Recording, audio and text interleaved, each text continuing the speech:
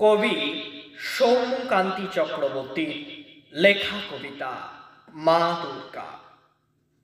নরম ঘাসে ভোরের শিশিরা ঘাটে মেঘেদের ওই ভেলা ভেসে যাওয়া প্রাতে, আকাশ বাতাস হয় যেন সুরভিত।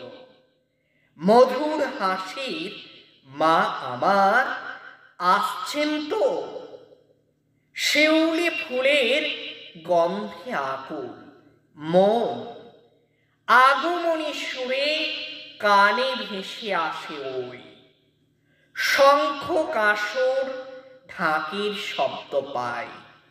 সপরিবারে মা আসছেন কই, মা তুমি এলেই মনটা ভরে যায়, তোমার দিকে তাকিয়ে শুধু থাকি।